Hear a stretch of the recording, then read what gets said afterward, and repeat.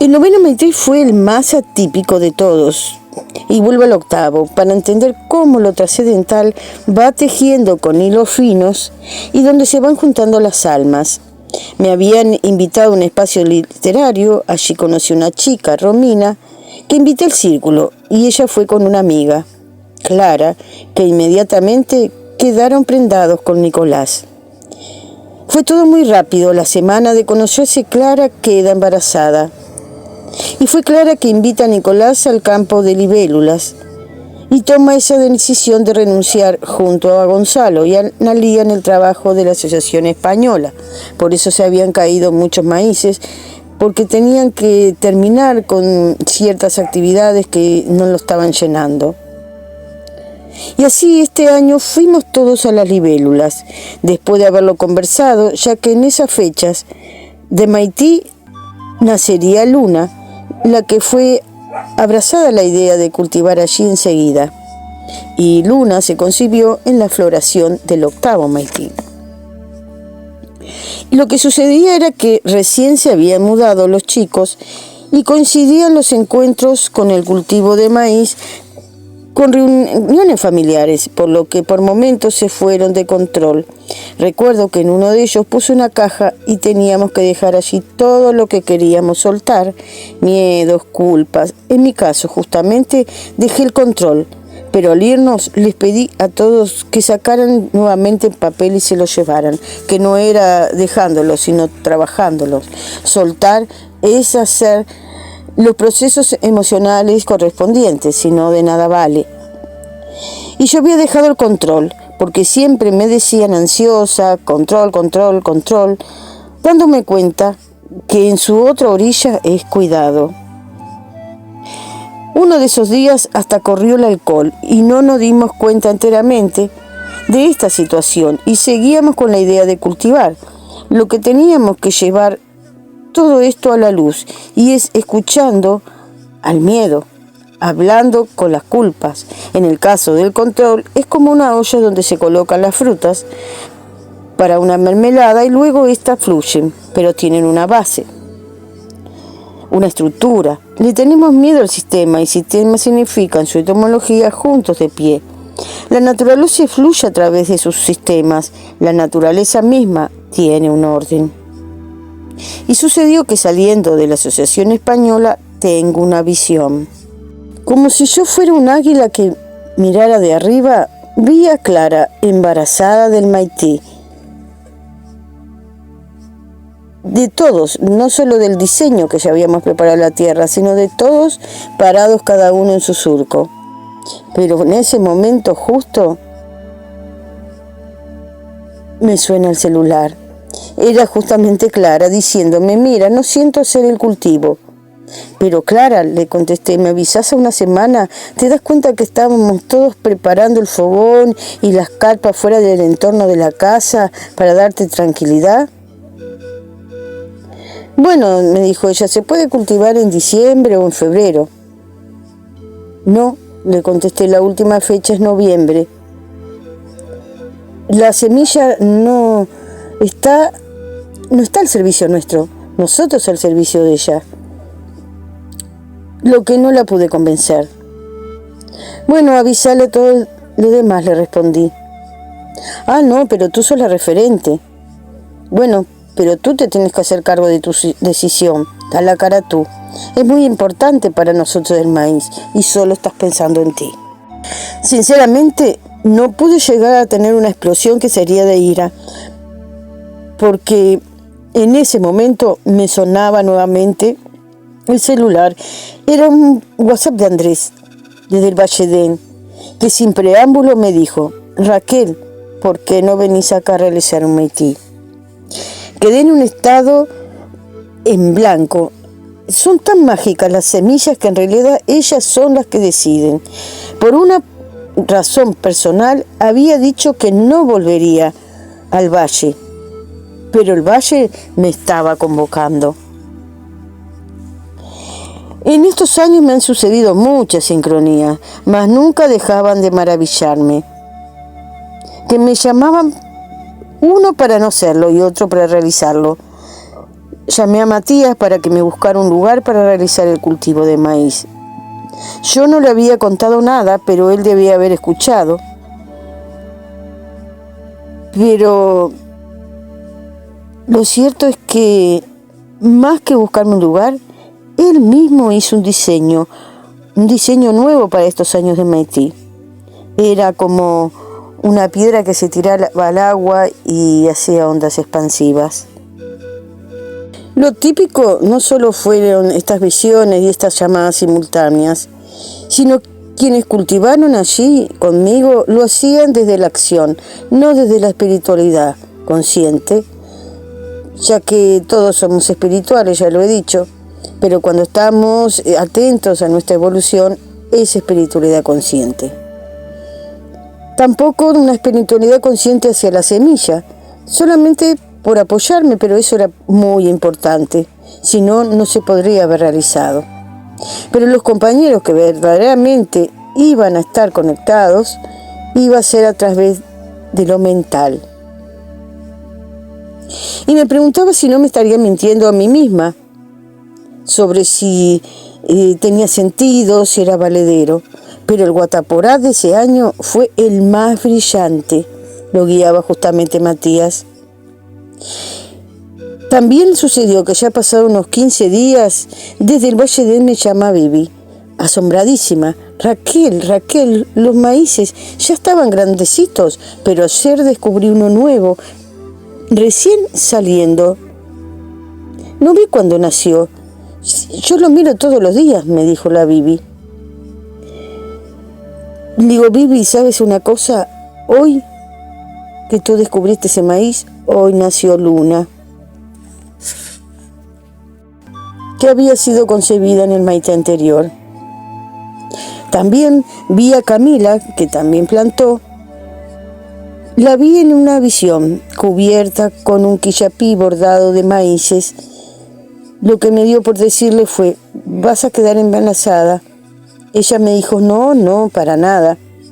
Pero así fue, tal como la visión. Además, recuerden que cuando uno está conectado, vienen memorias, y fue uno de los cuentos más ricos que hice en esa época y en todas las épocas. También sabía lo que le estaba sucediendo a Matías, como por ejemplo, que un día estaba en el hospital porque se había caído. Así que lo llamé y le pregunté, Matías, ¿te pasa algo? Y justamente en ese momento estaba muy enojado.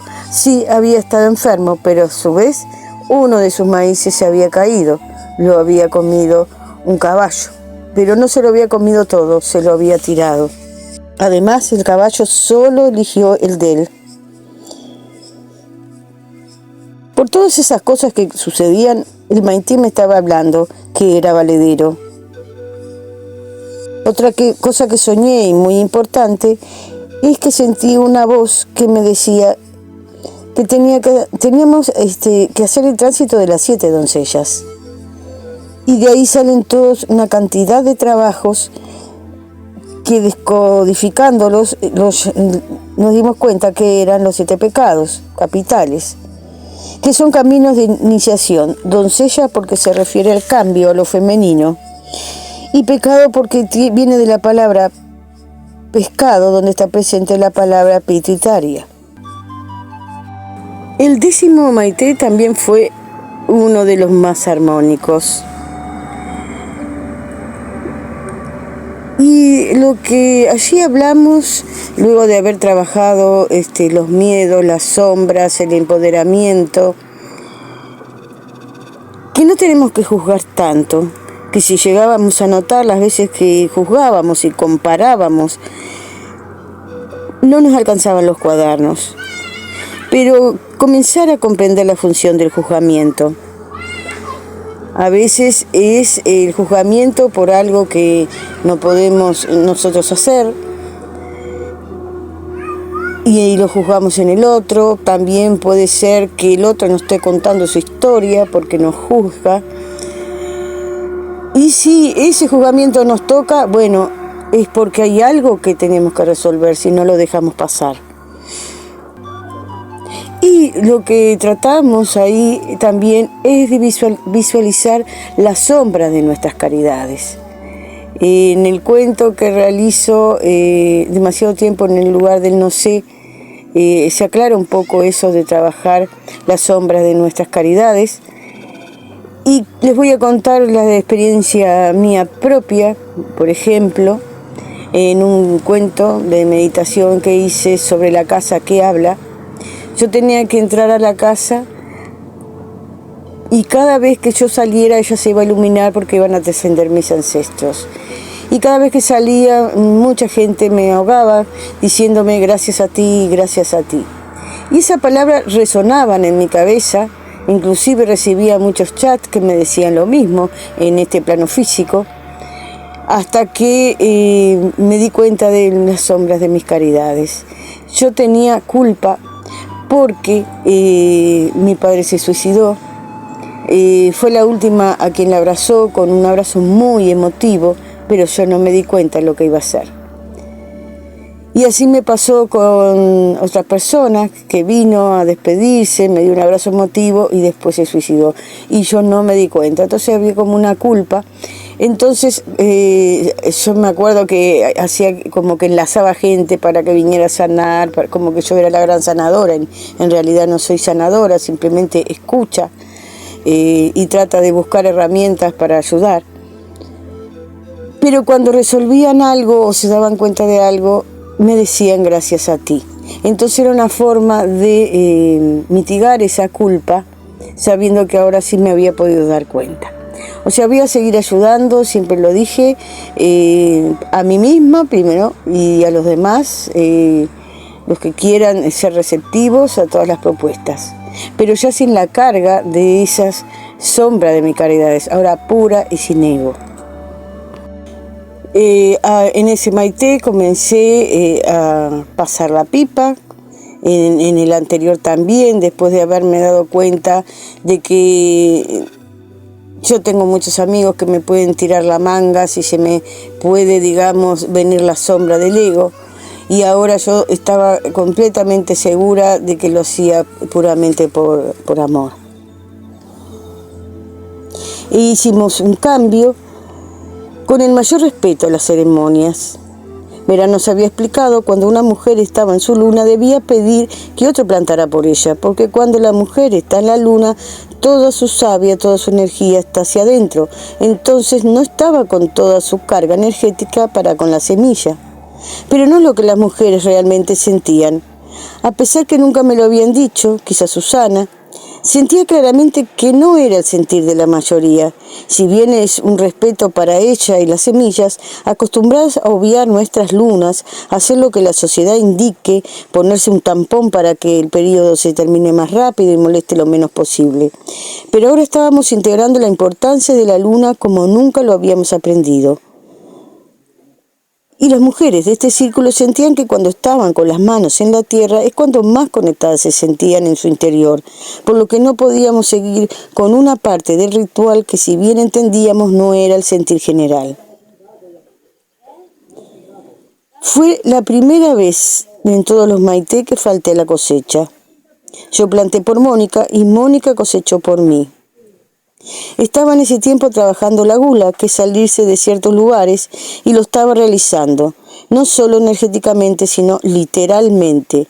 Me había ido para el Valledén, y no puedo recordar por qué no fui a la cosecha. Solo sé que estaba en un proceso conmigo misma, en un matrimonio conmigo misma, luego de pasar por el llamado síndrome del nido vacío, y estaba comenzando una nueva vida. Lo que sí recuerdo fue que tuve una caminata. Volvimos tarde, ya entrada la tardecita. En un momento dado sentí como que se me apagaba la luz y el piso se me movía. Comenzaba la ceremonia en Colón. Y fue muy importante el no estar en la cosecha, porque era un momento muy importante del Maite, y había soltado, había pasado el bastón, y todas las chicas en una gran comunidad del maíz hicieron ellas mismas las ceremonias. Entonces lo que estaba haciendo hacia adentro también lo estaba haciendo hacia afuera. 11º Maití. En este Maití decidimos volver a las libélulas. Hablamos con los integrantes Si por alguna razón no pudieran cultivar o estar en alguna de las instancias, se comprometieran a no detener el mismo. A esa altura ya muchos de nosotros sabíamos de nuestros patrones reiterativos, que se manifestaban en la forma de vincularnos, de actuar, que tenía que ver con lo ancestral también, con nuestra clave de nacimiento, pero de ahora en más la decisión era tomar el timón de nuestra vida. Teníamos la facultad de sanar también con nuestra chispa espiritual única y también con la sabiduría, porque siempre estamos como atados a la sombra de nuestros ancestros, pero que también hubo mucha luz y sabiduría. Teníamos una gran alianza de amor, se realizó en forma muy armónica. Cuando los maíces comenzaron a nacer, nos dimos cuenta igual que estaban creciendo muy desparejos. Hasta que llegó el tiempo de la cosecha, solo los ancianos maduraron sus maíces, el cual no fueron muchos, quizás 1 o 2 en cada planta. Los más jóvenes, a excepción de Nicolás, que tiene una gran conexión con la semilla, aunque se evidenciaba que iba a tener problemas de salud, y así sucedió. Los demás no tenían nada, estaban verdes aún. Sacamos una conclusión. Palpar esta experiencia nos daba sabiduría, que era el momento de un darse cuenta, para luego ir integrando. Lo cierto es que no habían madurado. Cuando recibí aquella llamada de Clara, no era solo Clara, fue un instrumento de lo trascendental. No se podía cultivar porque aún el lugar, la gente, no estaba pronta. Si recuerdan, ya lo expresé en el Maití noveno, que los encuentros ceremoniales eran atípicos porque se mezclaba con lo familiar, no estaban prontos, la semilla lo sabía. Y estaban en proceso, habían salido algunos, pero habían que madurar. Lo increíble fue que de todos los maíces solo uno vino rojo, que representa las emociones. Siempre vienen muchos porque el Maití habla y habla también con los colores. Así que se los comuniqué, falta una conexión más profunda entre ustedes. Cuando se juntan, ustedes dicen que se abren totalmente, pero se juntan como si fuera una asamblea, no un encuentro de quienes conviven juntos. En un principio pensé, el único rojo que vino fue el mío. Por mi luna yo sería el maíz blanco. De alguna manera había trabajado intensamente las emociones. Estaba trabajando la gula, que era salirme de los lugares, con lo que ya mencioné del síndrome del nido vacío. Me había enfermado. Ese año había tenido de todo. Desde una gripe muy fuerte, me internaron por apendangitis, una enfermedad que me dijo el médico, de cada 100 un loco se lo agarra. Me interné por el corazón, se me rompieron los tímpanos, trabajé abundante hasta el hueso, me decretaron hipertensa, era normal que fuera el único rojo, eso pensaba. Si bien no dejaba de ser verdad, había mucho más. Y que lo descubro en el Maití 12, pero como siempre les digo cuando escribo estas memorias, me voy dando cuenta de más detalles. Este Maití nos estaba preparando para tomar el timón de nuestras vidas.